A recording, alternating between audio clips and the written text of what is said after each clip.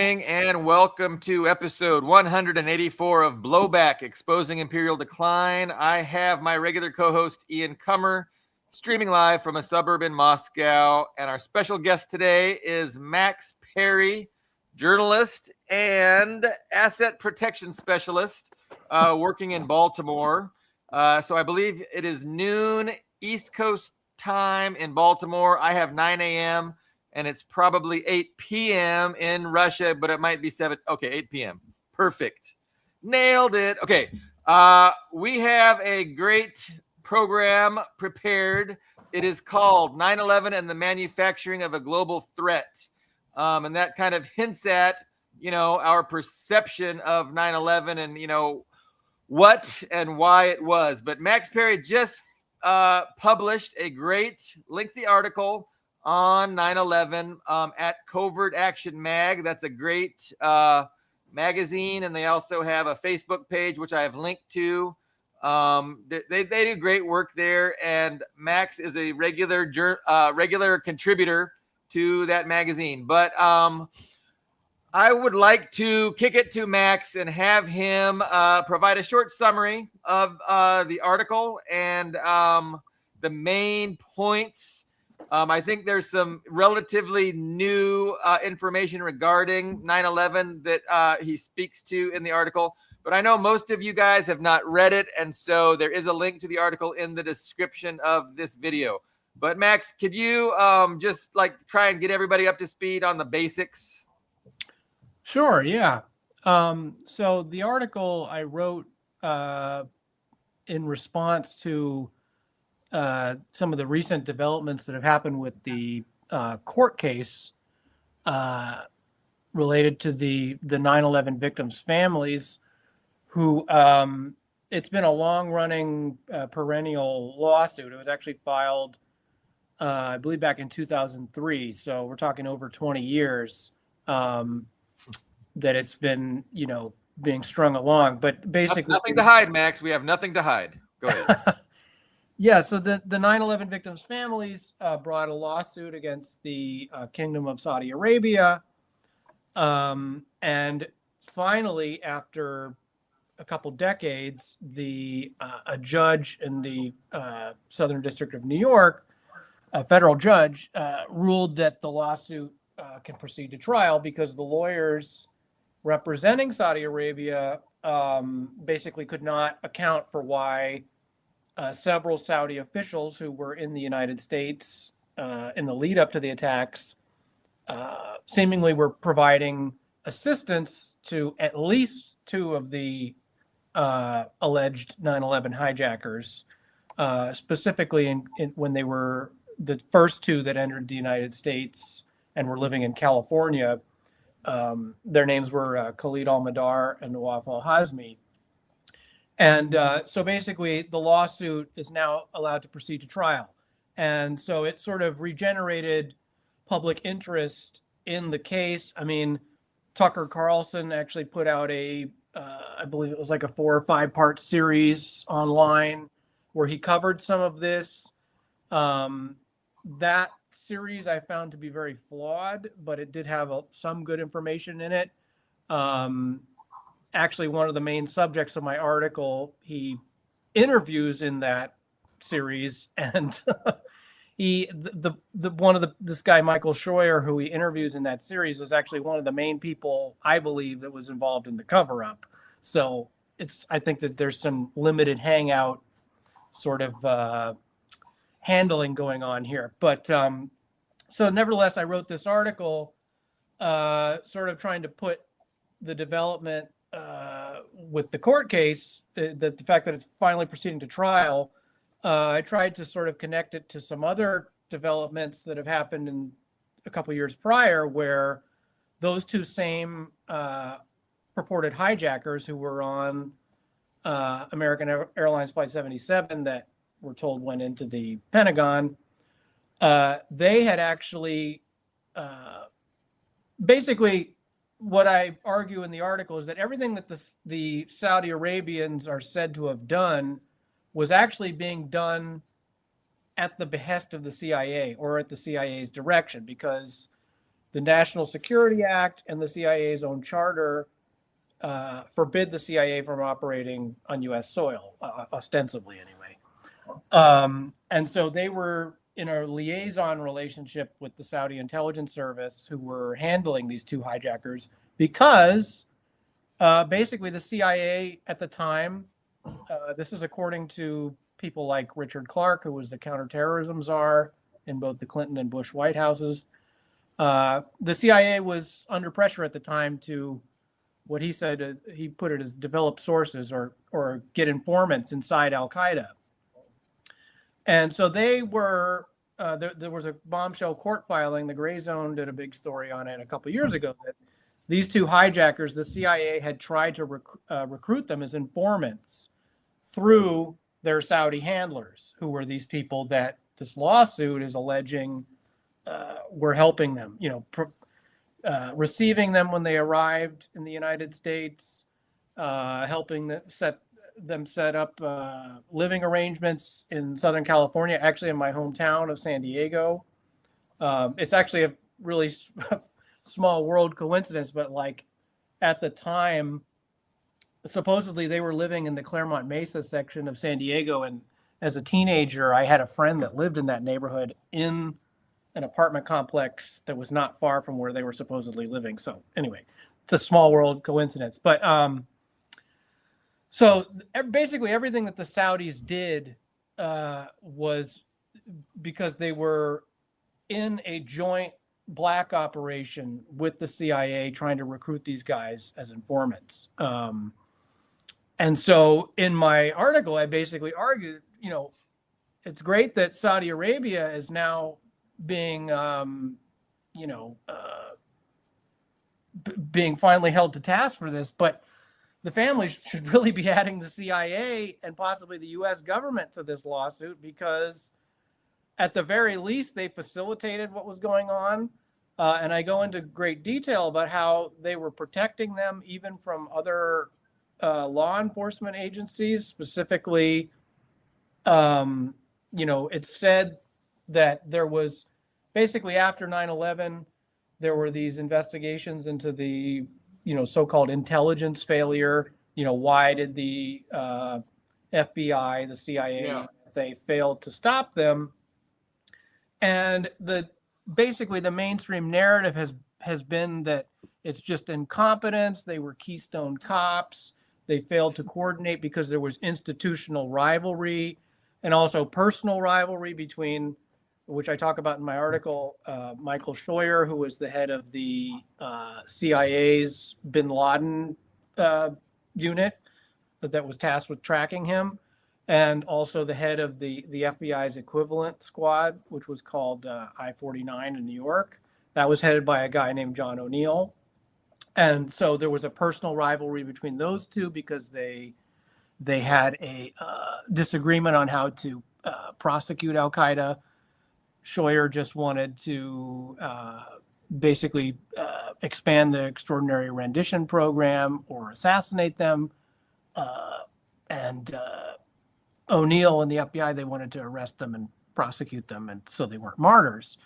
So that there is elements of that are true. There is an institutional rivalry and there was personal rivalry, but that's not the entire reason that why these hijackers were, freely roaming around the United States, having their names in the phone book, using credit cards, going to and from the Middle East freely.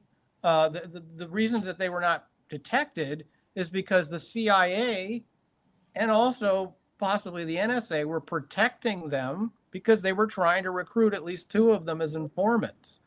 Now, what they knew, the full extent of what they knew, what they were going to do is debatable. But at the very least, the CIA shares as much responsibility, if not more, than the Kingdom of Saudi Arabia. So I go into all the details, but that's basically the gist of my article, is that, this lawsuit could potentially bring out, it should be trying to bring out more than just what Saudi Arabia's culpability is, but also the fact that the whole thing was facilitated by the CIA. And, it's incredible, too. I get into the story of John O'Neill because they've made a couple different television series about him.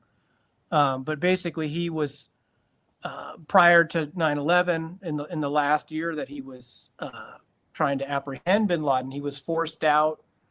And, because he was basically pointing the finger at Saudi Arabia that they were financing bin Laden. And he was basically railroaded by the FBI management and forced out. And then in the most chilling coincidence, he gets a job at the World Trade Center as the head of security and dies in the attack. I mean, it's like you couldn't make this stuff up.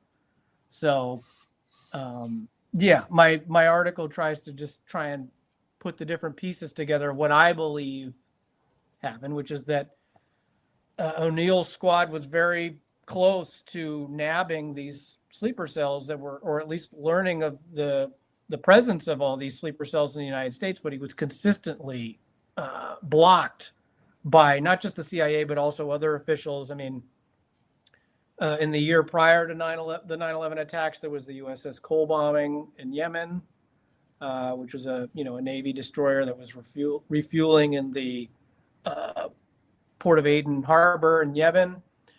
And one of the people that was involved in that attack had been in regular contact with one of those two 9/11 hijackers that was going to and from the Middle East that was living in the United States.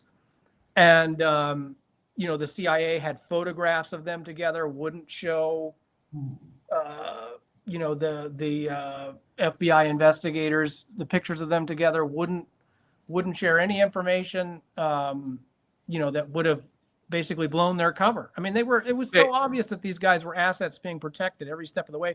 And then on top of that, the U.S. ambassador to Yemen revoked O'Neill's clearance to enter Yemen. He's the FBI's leading expert on Al-Qaeda, and a U.S. diplomat revokes his ability to enter the country. It was hand delivered, Max. It was hand delivered. I mean, it's just unbelievable when you actually look at the timeline. That let me go back to something you said not too long ago. You kind of did give plausible deniability, right? So we don't have certainty. So we know they were being protected, but we don't know why they were being protected. So there's the argument that they were being protected because we were trying to recruit them and have them as informants on the inside. And so we wanted to protect them for that reason. But then, I mean, the other obvious conclusion is we were trying to protect them because we knew what they were up to and we wanted it to happen. So, I mean, Richard Clark, there are interviews with him. He did an interview with these two filmmakers who did the 9/11 Truth documentary, 9/11 Press for Truth. He was interviewed by those two filmmakers, and he said that it went all the way to the top, because he was not aware, and this is the counterterrorism czar. He's not aware that these guys are in the country and that he insisted that it must have come from an order from the top, from the CIA director at the time, George Tenet, that because the CIA's bin Laden unit, it was called Alex Station, after Michael Scheuer, who was the head of it. He had an adopted son named Alex, so that's the name he gave to it. That unit also had within it like an FBI detail there, so they could coordinate with I-49, which was the FBI squad, so they could relay information to each other. And the FBI detail at Alex Station, they learned that these two guys were in the United States. And when they tried to contact O'Neill and I-49, they were told by Scheuer had already left, but his underlings, basically a woman who later became his wife, who was. Is her name really Alfreda? I don't know. She later became the basis for the Jessica Chastain character in Zero Dark 30. But nevertheless, she was one of the people who basically told this FBI detail at Alex Station, you are not to let the FBI know about these two guys. So these two guys, she's obviously acting under orders. She's not making that decision herself. It's coming from, that's what Richard Clark has alleged. But you also have to wonder, well, who is George Tenet acting under orders from? I mean, this conspiracy, people act like there has to have been, hundreds of thousands of people involved to be doing this. It's like, no, it had to be coming from a very select few at the top who were giving orders, and then it's filtering on down. And I think that that it must have been coming from Cheney or Rumsfeld or these people at the very, very top telling, and we know, there was the August memo that was very specific, that was given to Bush, talking about the use of planes as missiles in a terrorist attack. I mean, when you look at the time, I mean, there's so many.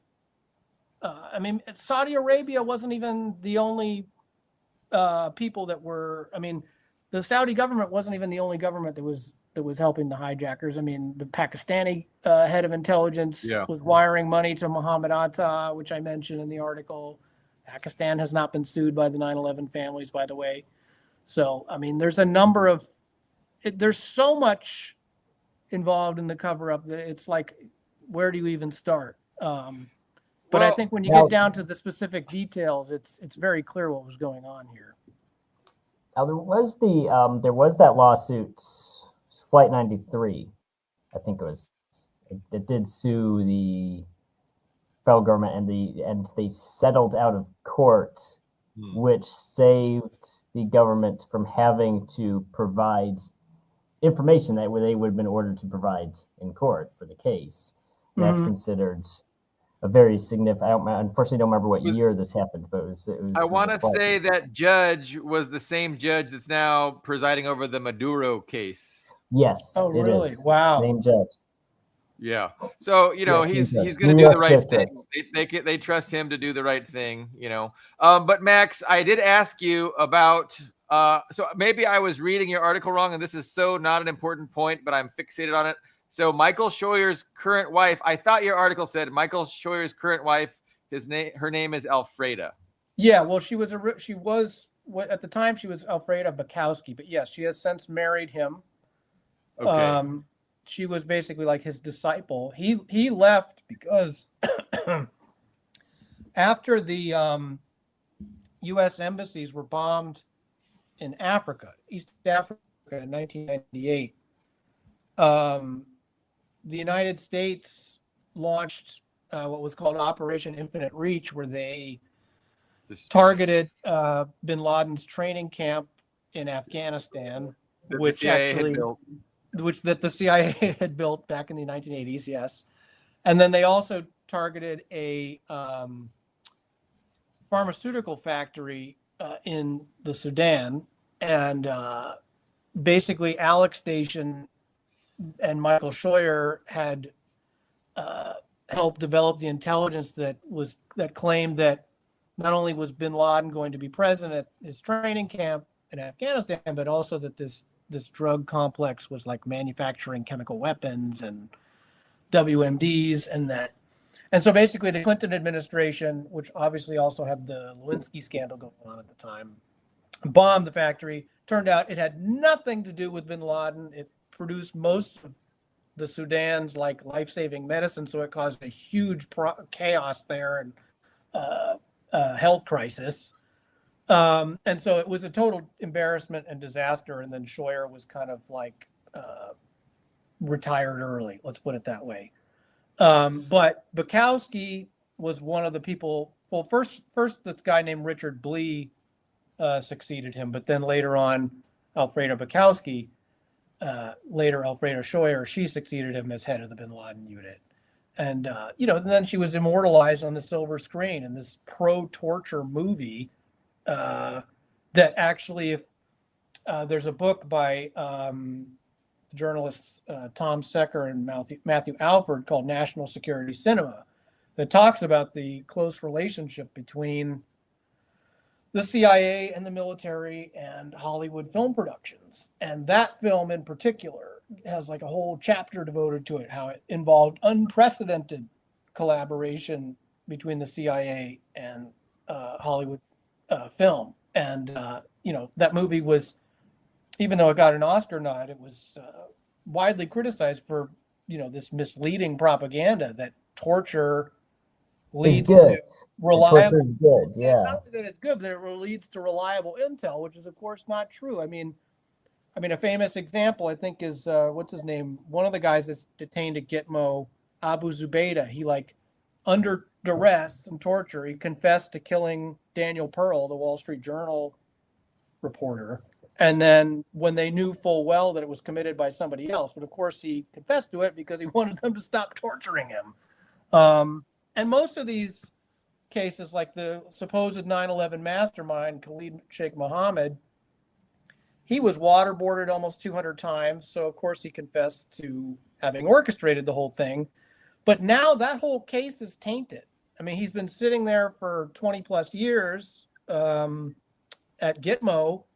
But now, I mean, who knows if they're ever actually going to be able to really prosecute him, because the whole investigation has been tainted by this unreliable torture. And who knows, he may end up walking and receiving,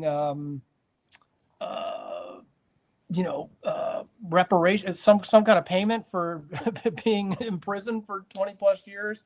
I mean, we have no idea what's true and what's not now, because that whole investigation and clearly I think it was more about turning him into a zombie, because clearly the CIA and had assets within Al Qaeda, even all the way up to the leadership level. I mean, I think even people like Ayman al-Zawahiri were possible CIA assets if you look at their history. I'm actually working on a follow-up article right now that gets into that. How even prior to these two hijackers that were on Flight 77, there's a lot of evidence to suggest the CIA already had assets prior to that, and even even at the leadership level. This is according to some whistleblowers. It's not confirmed, but there's actually a very credible whistleblower named Sibel Edmonds who makes some of these claims about Zawahiri, that he was actually meeting with U.S. officials in Azerbaijan as late as the year 2000, because while, yes, on the surface, bin Laden was being at least ostensibly pursued for having bombed the coal and the U.S. embassies in East Africa, the U.S. was strategically still partnering with Al Qaeda in certain theaters of conflict, like the Balkans, Chechnya, certainly, and also Xinjiang in Central Asia. Sibel Edmonds claims that there was actually a whole sequel, basically, to Operation Gladio, which, if people are not familiar, was a stay-behind network during the Cold War that NATO established in Europe, made up of right-wing terrorist cells that were basically it was basically like a shadow army that was to be activated in the event of a hypothetical Soviet invasion.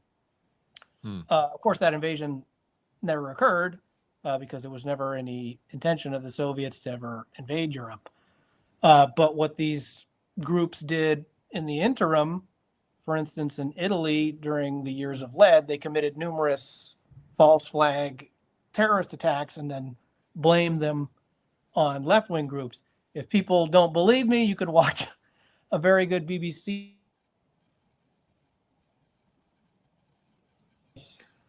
But basically, Sibel Edmonds alleges that in the 90s. Yeah, I'm glad when I see Ian, it's not me that's breaking up. I'm sorry. No, your internet was breaking up a little bit. But we got basically, Gladio. Check his internet browser. I'm sorry. I think it's the DNI is or NSA. The NSA is doing this to us. They don't want this information out. Yeah, sorry. The deep state's cracking down. Basically, she says that there was a part 2 of Gladio where the right-wing terrorists were replaced with jihadists in Central Asia and the Balkans and the Caucasus, and that Zawahiri was like the main point of contact for that. So anyway, that's what I'm working on now. But and also there was also another guy in Al-Qaeda who, if you look into his history, his name is Ali Muhammad. He was a Fort Bragg Special Forces veteran, and he was bin Laden and Zawahiri's first trainer. He was an Egyptian immigrant who came to the United States and joined the U.S. Army. He had been recruited by the CIA, and while he was in the U.S. Special Forces at Fort Bragg, he went abroad to Afghanistan during the Afghan-Soviet War and was the guy who first trained bin Laden and Zawahiri and the people in the Services Bureau that later became Al-Qaeda. So in other words, and he also showed them, he was involved in training the cell that did the 93 World Trade Center bombing, also the embassies, and so basically this CIA asset and U.S. Special Forces veteran imparted his knowledge to Al-Qaeda, and then they ended up using it to do what they did. So, I think he's kind of almost like bin Laden's CIA handler if you look into it. So and you have an interview with him that you're going to be publishing? I'm just kidding. You didn't say no, well, that's the thing. After 9/11, he was busted for the embassies bombing. So, but basically after 9/11, he was disappeared into witness protection. And we have no idea where he is. He was a cooperating witness. Yeah. And he's never been heard from since. So it's very, very how convenient. Yeah. So I know Ian had a bunch of questions. I could see it on his face because I had a bunch of questions. I will give Ian a chance before I steal all the air. I came back just in time. Yeah, sorry. I have technical issues, but yes. So Max, I read your article, and I do think it's one of the most significant topics of our era, because it completely changed the world. 9/11.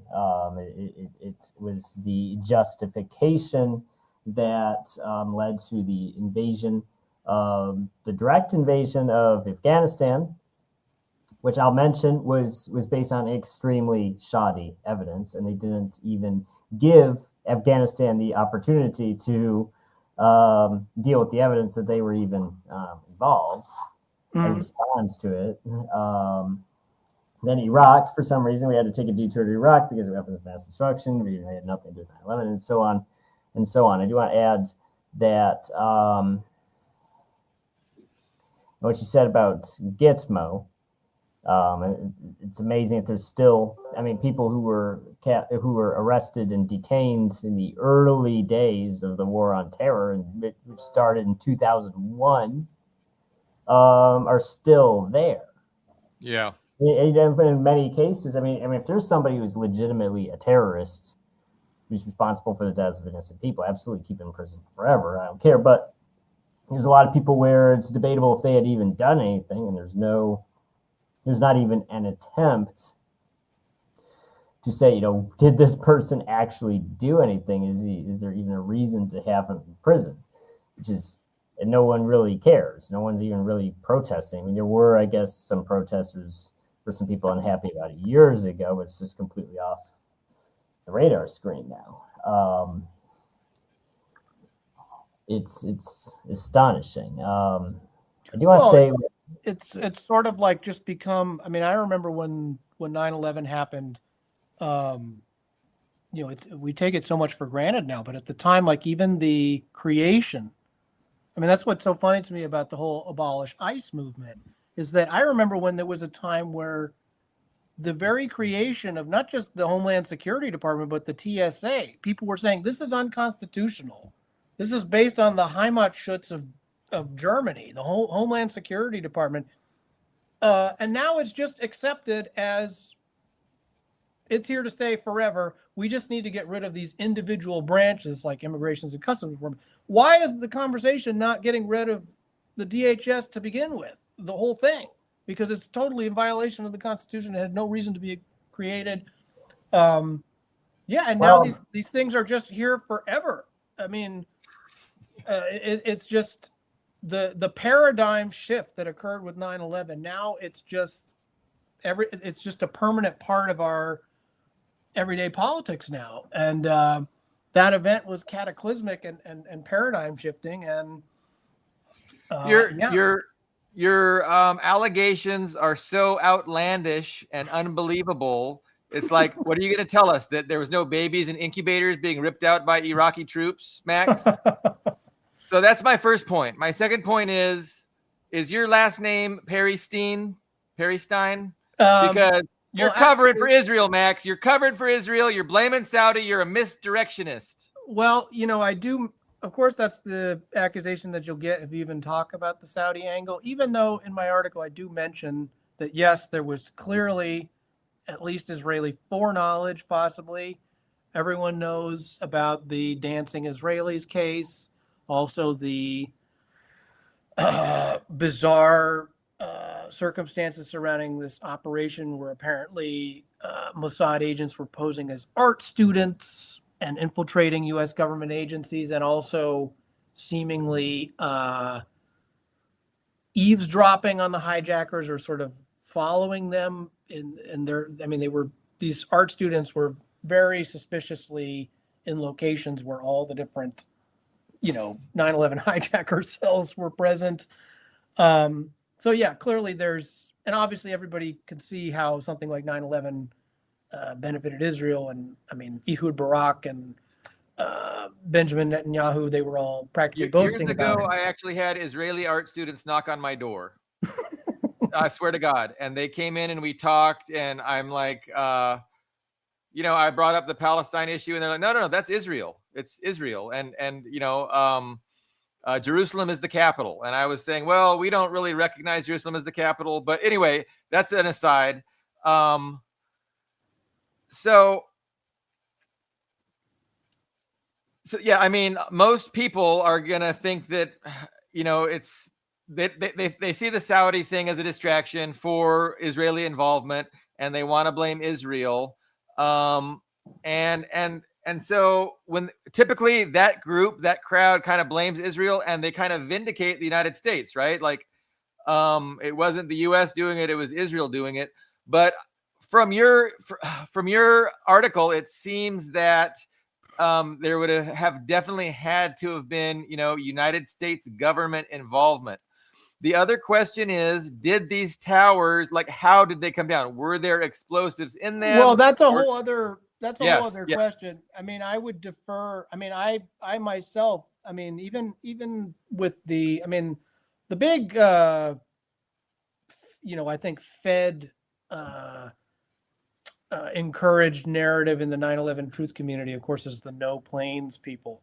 The only conversation I will entertain is with Flight 77, because they have only released 3 film stills of the parking lot across the street or the gas station or whatever it is. So it is and obviously the miraculous way in which that plane was supposedly flown into the Pentagon is very, Hani Hanjour was said to have been done very poorly in his flight training. So it's sort of miraculous.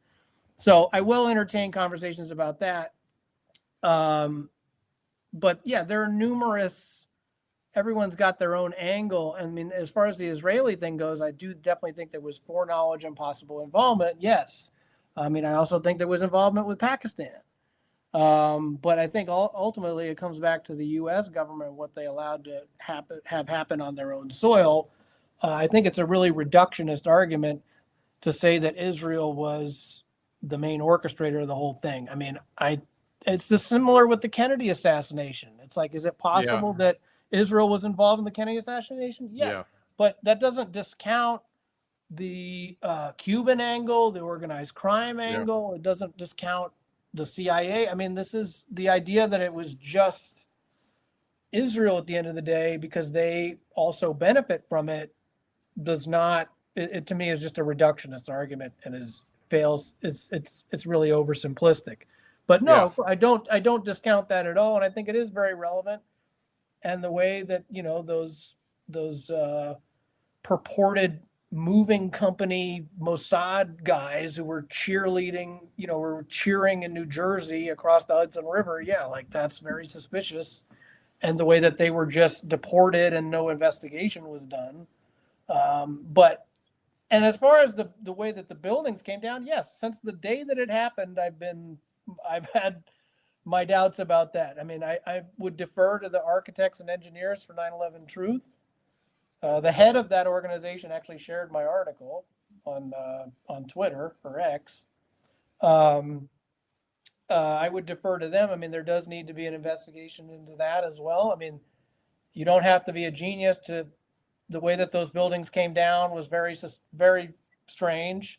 Unfortunately, that's led a lot of people to think that there were no planes. I mean, which to me is just ridiculous. And that's something that's a narrative that's pushed by people that want to discredit the 9/11 Truth movement.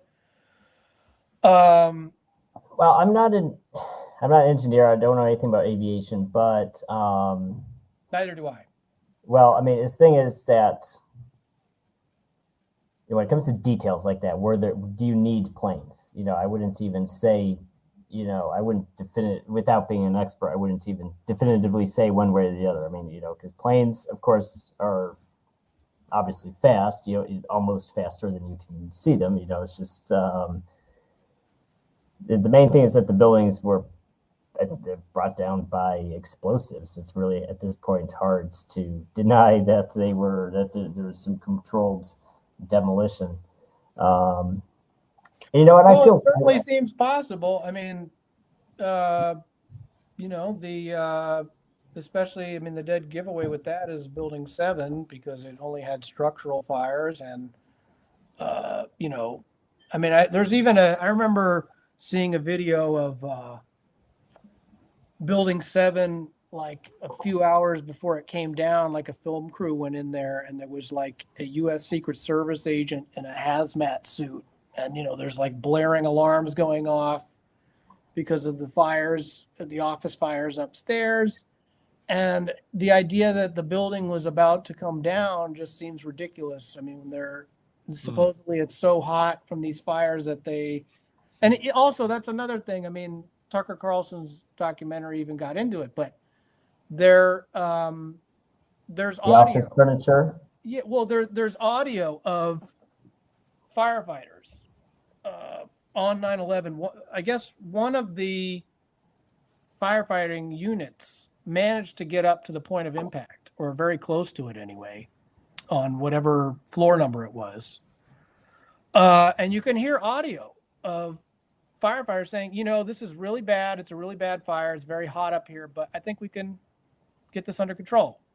Now we're told that it's so hot that it melted the steel beams and collapsed the building. But people he's up there and he's saying that and apparently this guy, the guy saying this on the radio, on the walkie, was one of the FDNY's like top experts and he was like a really highly regarded firefighter. So for him to say this is, I mean, the whole, there's many layers to this cover up, but I wasn't even going to get into that for my article because it's just another subject entirely. Well, on that and I'm not an expert on any of that, so I would defer to people who actually are. And obviously there needs to be an investigation of that too, because the public is clearly not satisfied with the explanations they're given. Whether it's about Building 7 or how the towers came down and all that. Well, I'll add, I was at California wildfires as a part of the California National Guard. I was at California wildfires. I'm not a firefighter. I don't know anything about fires or the engineering, related to fires. But fires very fast. And if people get caught in it, you're basically, there's some exceptionally rare circumstances. We're not even talking about, in the World Trade Center, just a wildfire. If you're caught in it, you're dead. There's some exceptionally rare cases of people surviving, like in a pool. But generally, you get caught by it, you are toast. Those fire shelters they issue firefighters, like there's basically nothing that will save you. But from what you're telling me, there's this recording of them right up next to the fire that's supposedly melting the whole building and causing it to collapse, and saying, "Oh, yeah, the point they got up to very close to the point of impact." I guess there was, because the whole thing was, they said that the explanation for why people in the lobby heard all these secondary explosions, or as they described them, secondary explosions, was because the flaming jet fuel, basically the elevator shafts had, all the elevators had come crashing down, and that the flaming jet fuel was shooting down the elevator shafts and coming all the way down to the lobby and making these explosions. Well, there was a freight elevator. They went up, this group of firefighters, they went up the stairs, and then they got to a floor where there was a freight elevator, I think at about like the middle point of the building. And they took the freight up to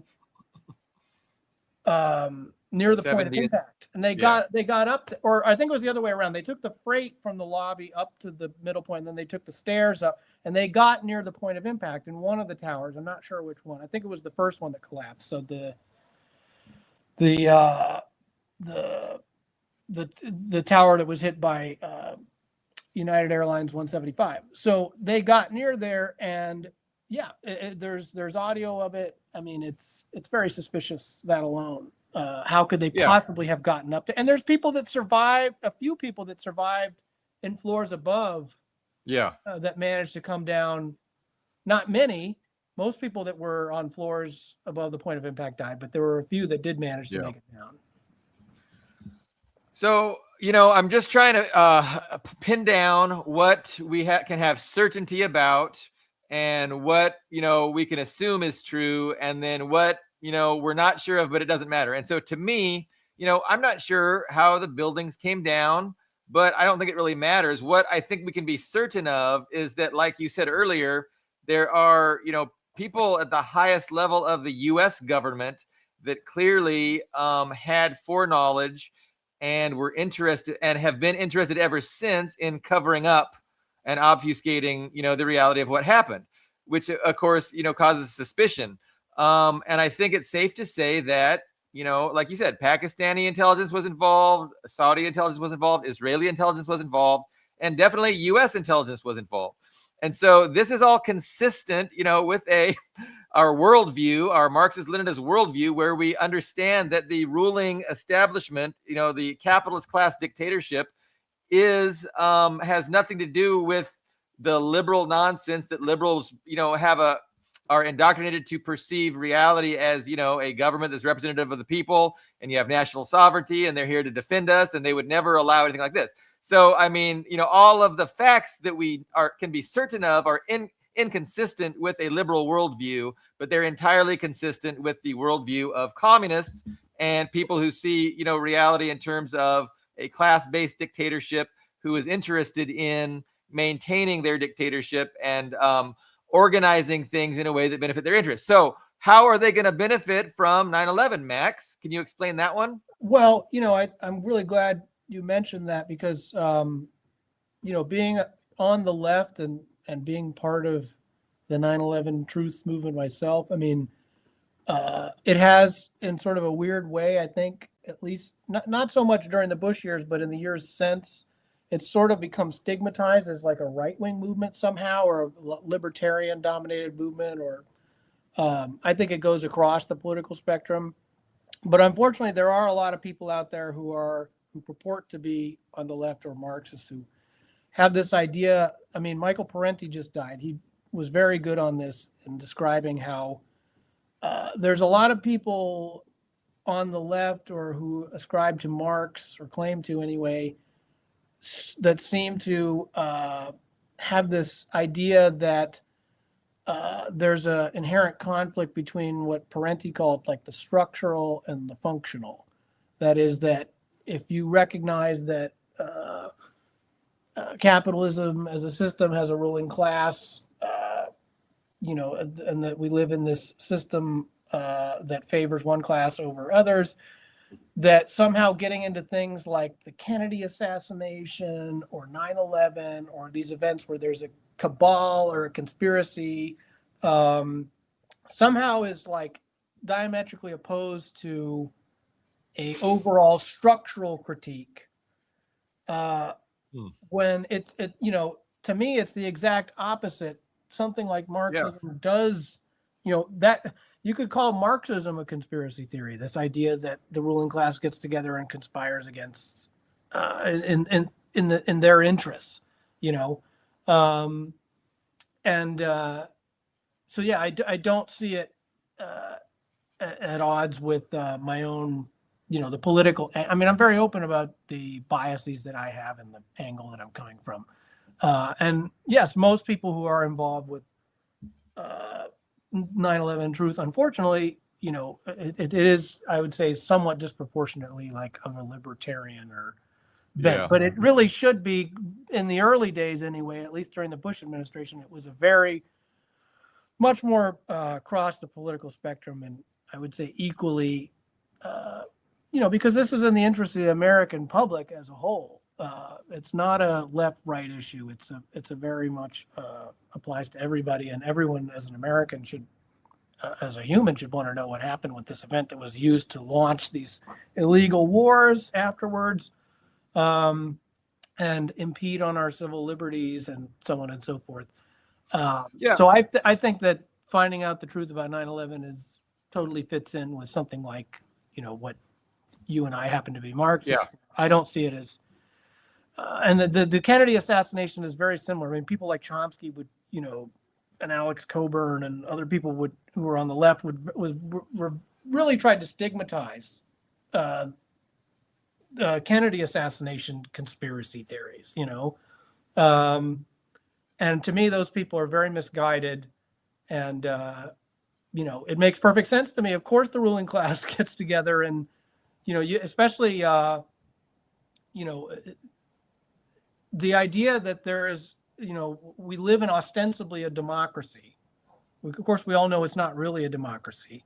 And so the idea that a shadow government or a parallel government or a state within a state would arise using intelligence agencies, because the interests of the American people do not align with those in power or those who really control everything, the ruling class. So of course they would have to develop these clandestine means to achieve their aims. So to me, it's something like, and of course the other thing about this that's there's sort of an American exceptionalist attitude to anyone that would doubt or stigmatize 9/11 conspiracy theories, because if you talk about these kinds of events happening in other countries, like non-Western countries, oh yeah, that happens. They believe it immediately. The government conspired, staged an event, the Reichstag fire, whatever it is.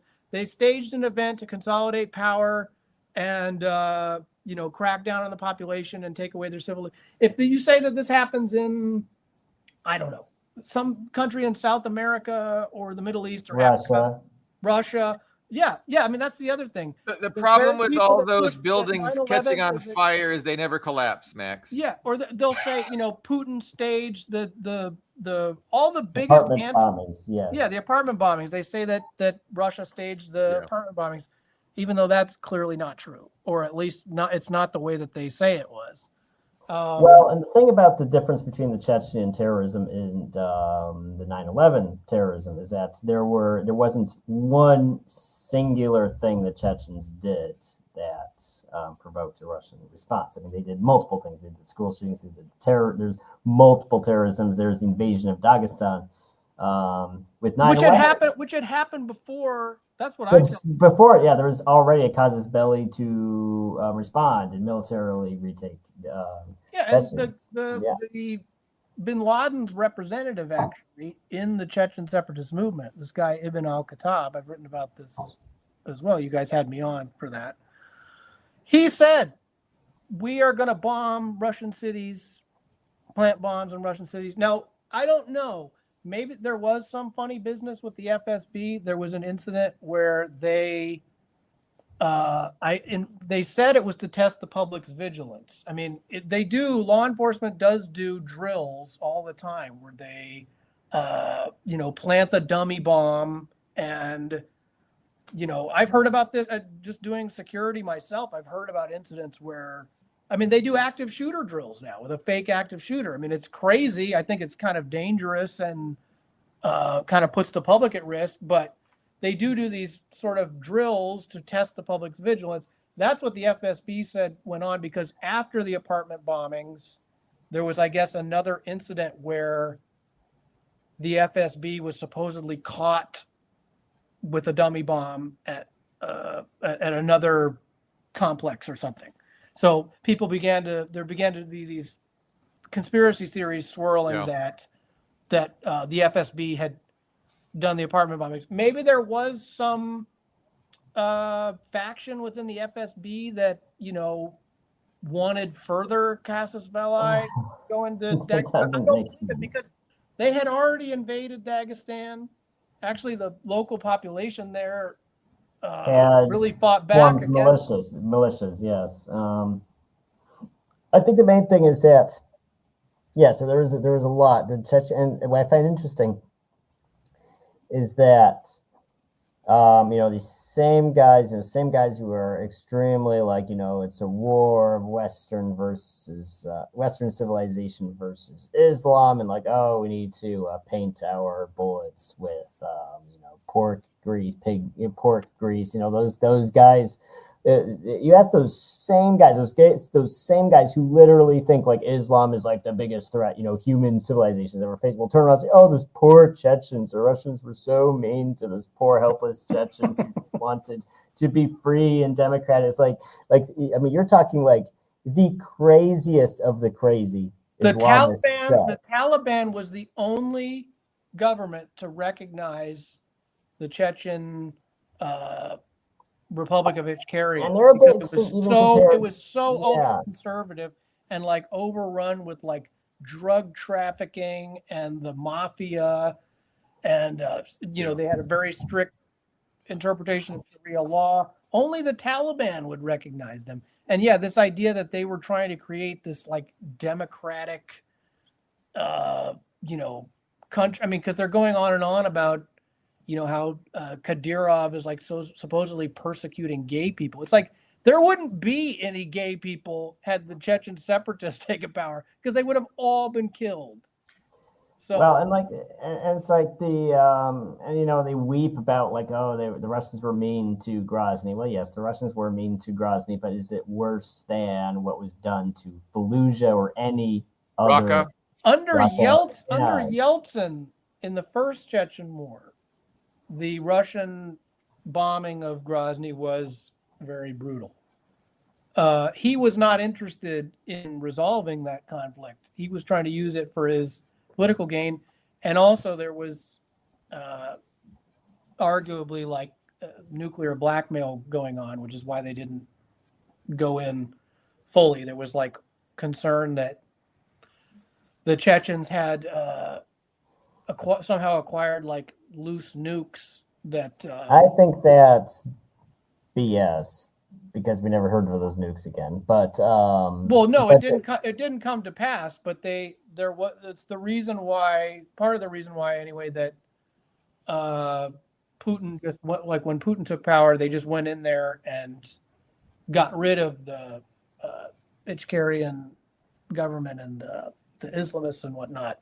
Putin was competent. He wasn't drunk half the time, and he actually brought an end to that conflict. Unlike Yeltsin, it was just completely. Yeltsin, because the interesting thing about the first Chechen War is that the Russians did win it, but then there was kind of like it was snatching defeat from the jaws of victory. It was a very weird peace where they basically gave Chechen everything they wanted. It was humiliating. It was very much. And it did necessitate. I think it's pretty indisputable. It did necessitate the second Chechen War because the first peace deal didn't resolve anything. It was just so bad. Yeah.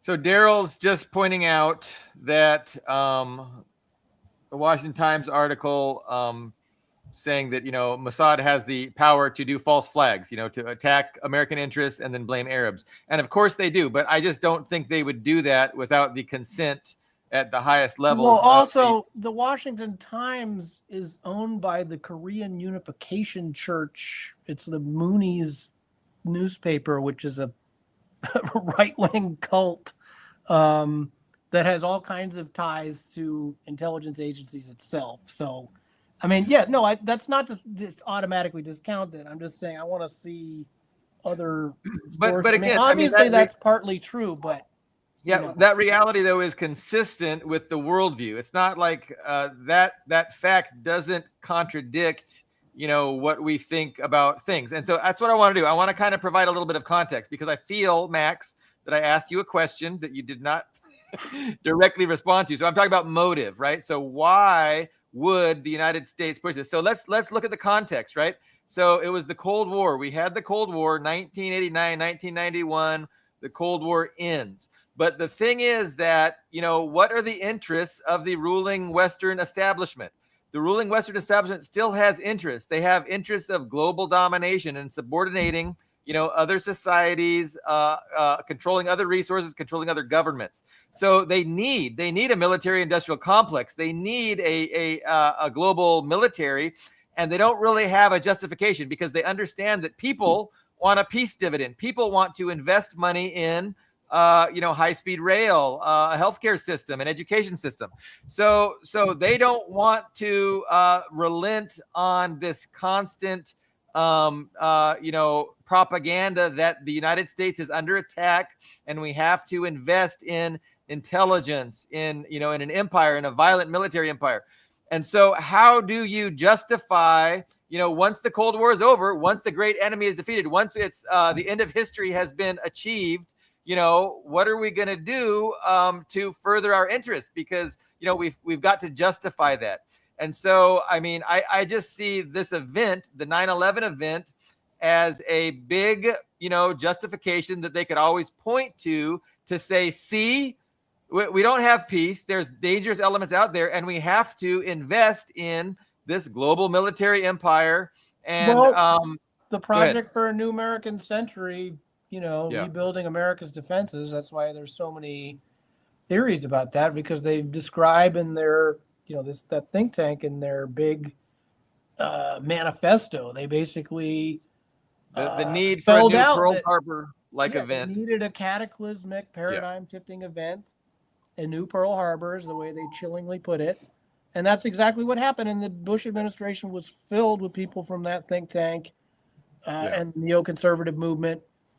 So, the idea that people at the very top, these ideologues, would not, have a vested interest in at least allowing something like this to happen or facilitating it, even if they didn't know the full details of what was going to take place, or it's a little too coincidental. It's a little too convenient, a little too coincidental. I think any objective person looking at the context through a proper lens of understanding, oppositional class interests and how, the ruling elite don't really share the interests of the American people. And that's the thing, because that's why it doesn't make any sense to a lot of people, because a lot of people are just brainwashed into liberalism and they assume that the American government is representative of the American people. And so when it does things against their interests, they don't get it.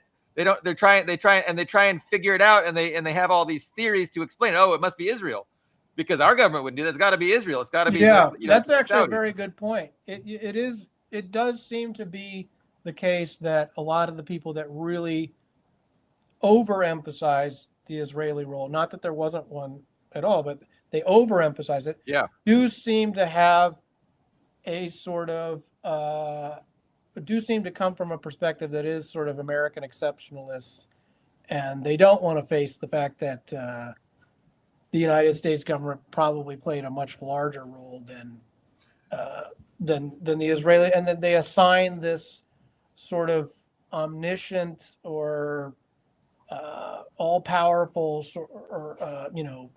Zog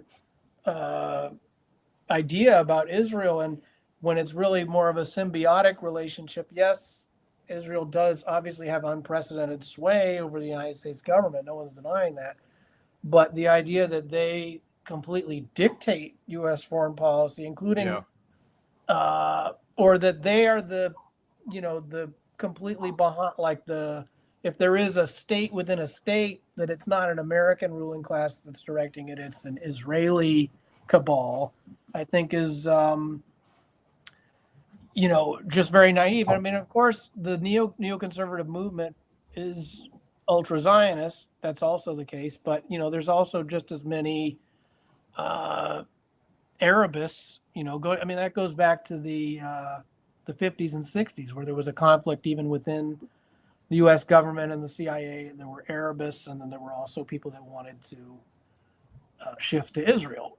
So there are political games that goes on. There's infighting. There's different factions within the elite. But yeah, I think ultimately assigning too much to Israel is actually, and it actually ends up benefiting the cover-up, right? Because it's able to be easily dismissed as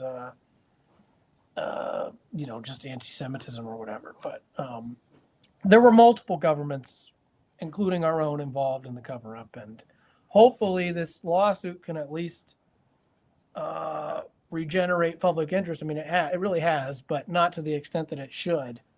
But I think that there is an element of truth when people talk about the Saudi aspect. They are sort of going to be made the fall guys.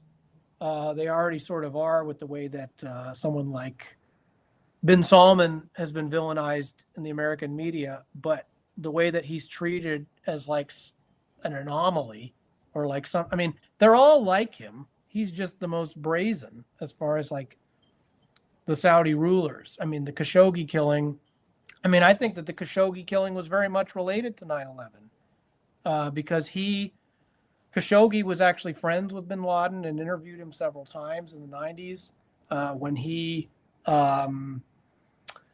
was first falling out of favor with the Saudi government, when he was criticizing them for allowing U.S. troops in the Holy Land, and when they wouldn't let him, bin Laden had wanted to actually volunteer the Mujahideen to fight Saddam Hussein in the first Gulf War, and the Saudis turned him down. That's when the sort of public rift between the Saudis and bin Laden started. And Khashoggi was one of the people that they dispatched to talk to him and try and talk him out of his anti-government activities. But actually, going back to the late 70s in Saudi Arabia, there was a seizure of the Grand Mosque there by Islamist groups, because despite Saudi Arabia's, ultra-conservative religious society, obviously the House of Saud family does not abide by what they impose on the population. They are the most decadent and depraved, sinful people that there is. And they had been, in the 70s trying to modernize the kingdom and sort of bring it into the secular world somewhat.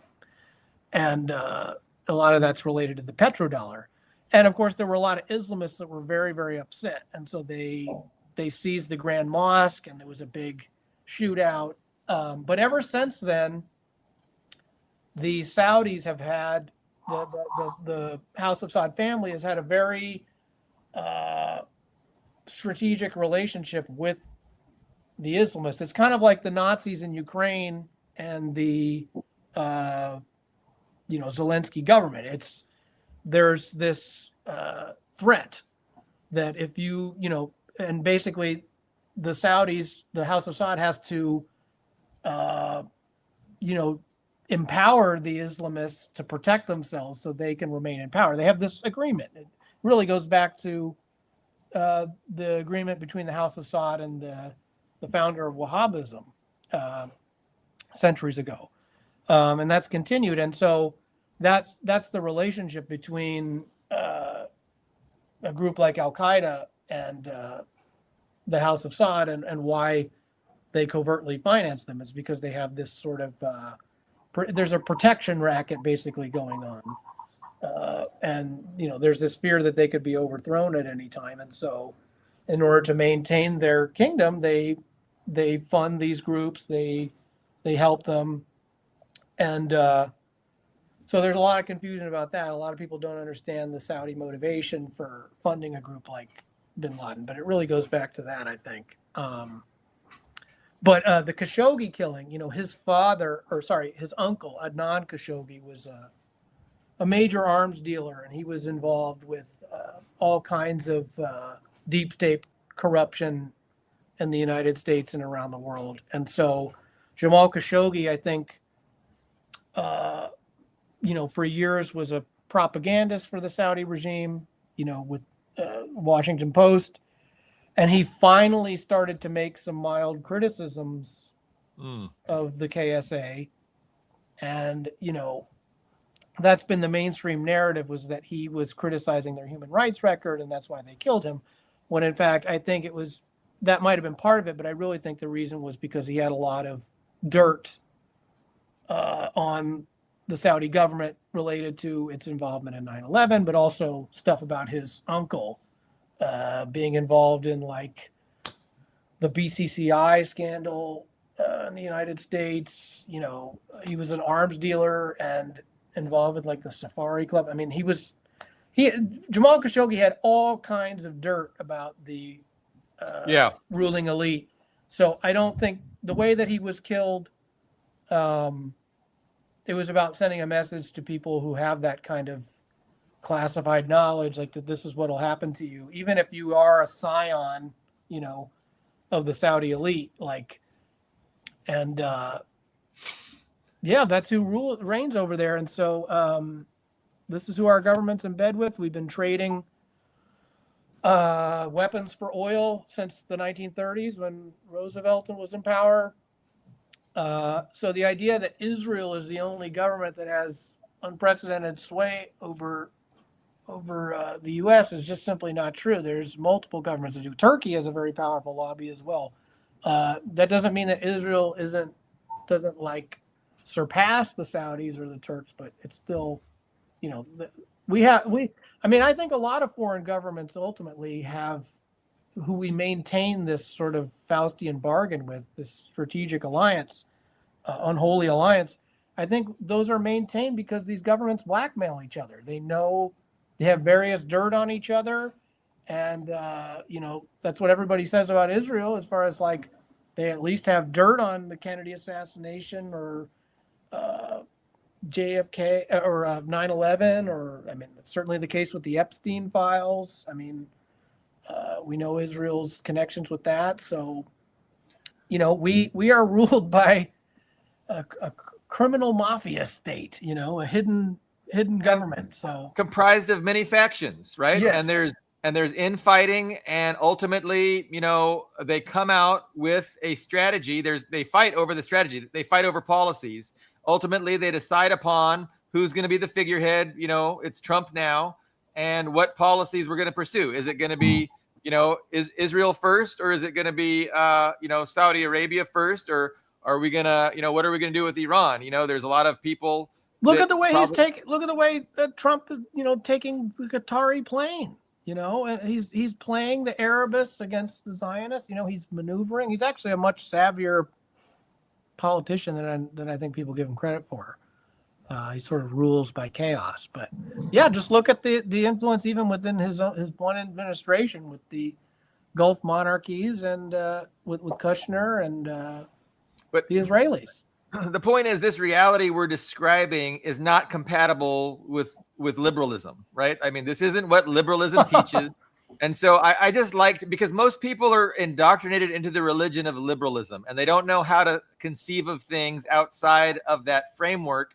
And so, what I'm always trying to do is introduce people to a whole new way of thinking, the right way of thinking, where, you got to dispense with all these silly liberal beliefs of representative democracy, individual nation states that have, sovereignty and decide their own affairs. No, it's a class-based order. It's the, and it's not beholden to any nation. It's not beholden to any nation.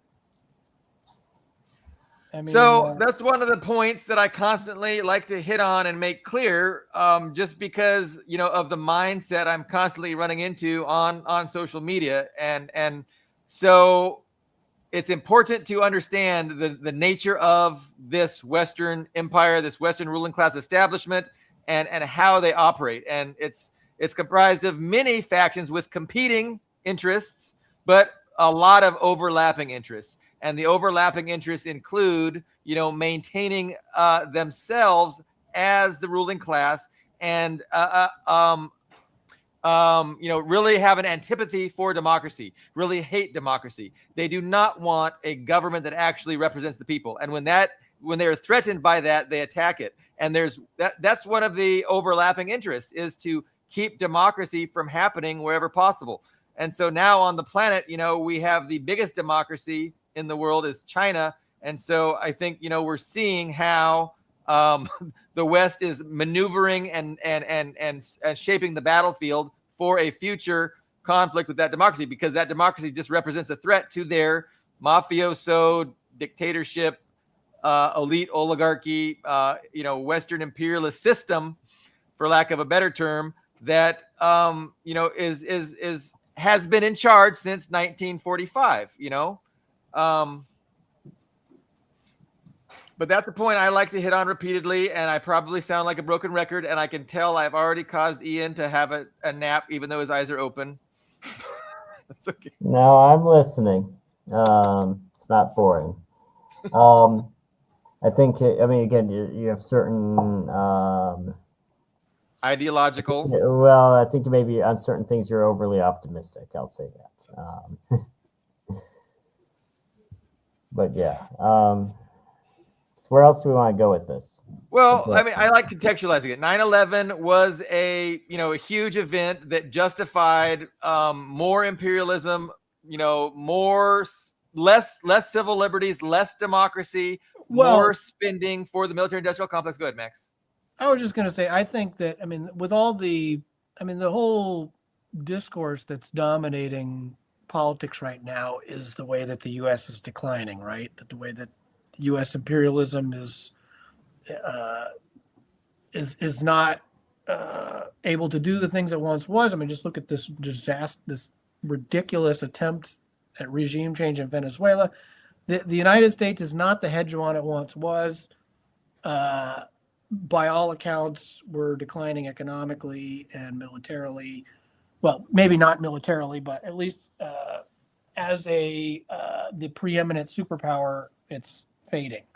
I think it can all really sort of be traced back to 9/11. I think the U.S. empire kind of committed suicide, starting with that event. Everything that's happened since, in terms of the U.S. overplaying their hand, going into the Middle East, trying to establish these colonies to get access to the resources. If one assumes that the U.S. really did, at least the U.S. government was at least involved in facilitating 9/11 or allowed this to happen on purpose, whatever your perspective is, I think it all can kind of be traced back to that event where this, we were it was like Fukuyama, who was on PNAC, he said, this is the end of history. We're the only superpower now. The way that the U.S. behaved, this doctrine of preemption and, going into these countries, it really sort of caused its own downfall. And I think it really can be traced back to 9/11. Whether it happened on purpose or not, like it's sort of, I think that's when the decline began. Can be traced back to that event, and I mean everything that's happened politically since then, including like the ascendancy of Trump and whatnot, can be traced back to what happened. I think that's when that was a paradigm shift, and that's when the decline sort of started, when those 4 planes were hijacked. There weren't planes, Max. It was a hologram. Yeah, they were holograms. Gosh. Yeah. So no, I'm sorry. I jest.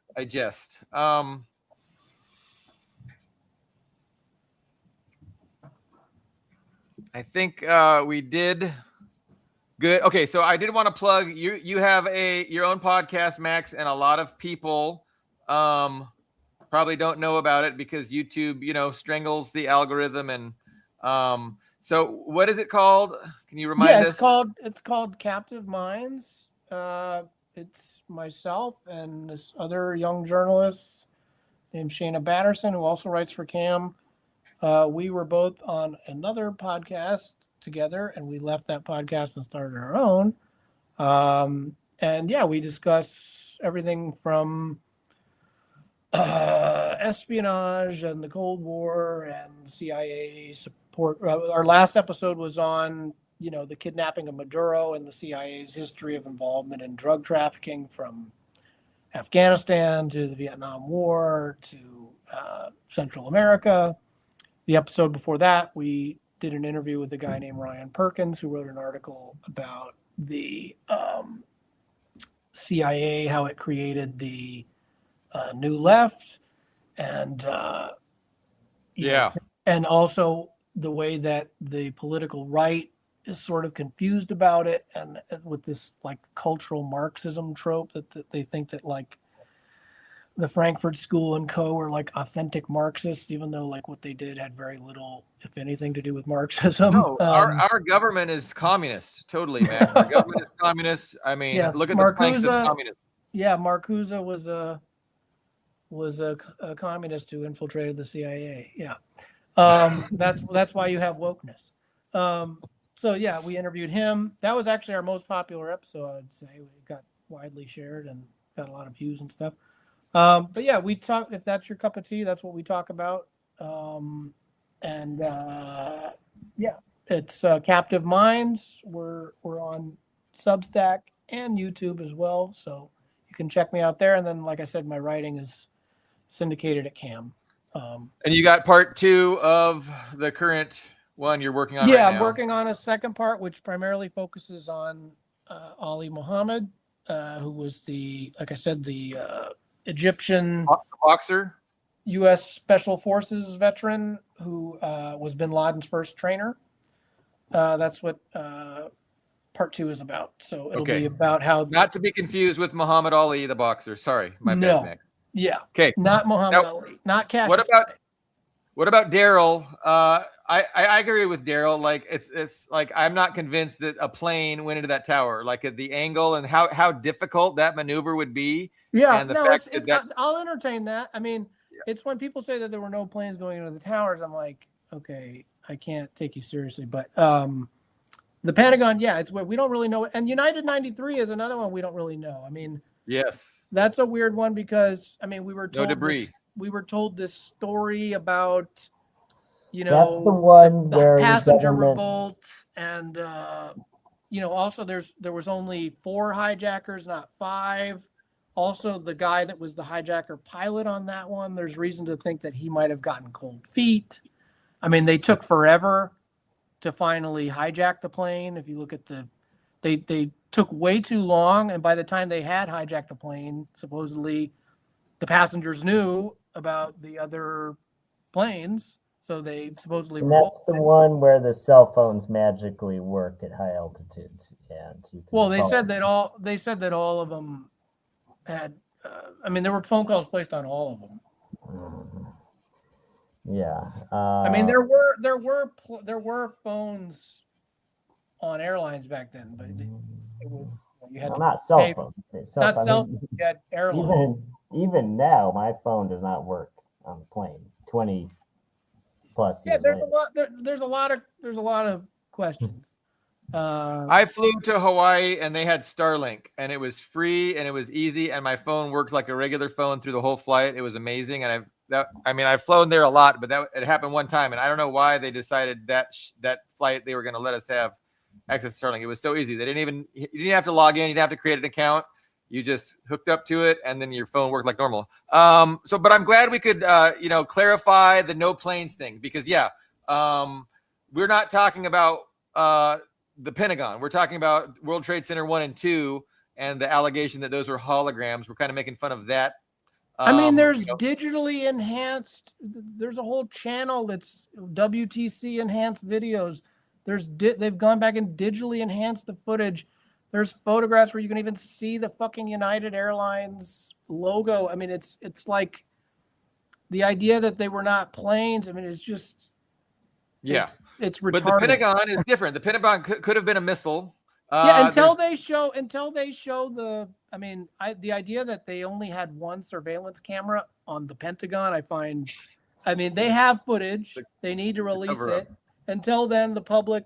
I mean, it's actually to their benefit not to release it because it gets people off on this red herring about there being no fucking planes. And then, of course, the 9/11 Truth Movement is this kooky thing.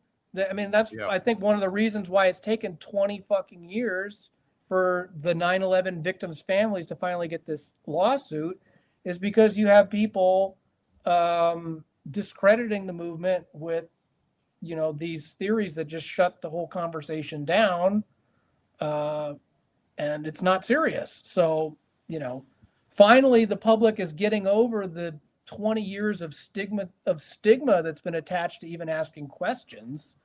I mean, we're still, JFK is still being, concealed. They're not going to be honest about that ever, maybe. And then 9/11 is so far the same. We'll see. But the way to think of that, the way to make sense of it, the way to understand it is that, there's oppositional class interests, the ownership class has interests that are diametrically opposed on many issues to the interests of the working class. And that's the explanation for why they behave how they behave. They're not interested in empowering the working class. They're not interested in allowing us to have a government that represents us. They are opposed to that. And they will kill and die in order to avoid that from happening. And of course, they're going to cover up shit. They're going to blow up their own shit. They're going to do false flags. This is just part and parcel of, oligarchy and how they operate to maintain it. What are you talking about, Billy Bob? They only do that in South America and the Middle East and Africa. Our government would never do stuff like that. You present a convincing case. And so but no, hey, it was really good to talk to you and to talk about this issue. It's a very important issue, and to go over the article. And I recommend everybody read it for themselves at Covert Action Magazine. There is a link to it in the description. Thank you. Check out Captive Minds podcast. I have what's that word? I have suggested people watch it on my own Facebook. I promoted you guys on my Facebook. There was a really good a particularly good episode that I suggested people watch on my Facebook. So, but anyway, we will reconvene on Friday. I have my special guest, Christine Lynn, is going to join me on Friday for episode 185. Thank you, Max. Thank you, Ian. And we will see everyone soon. Goodbye.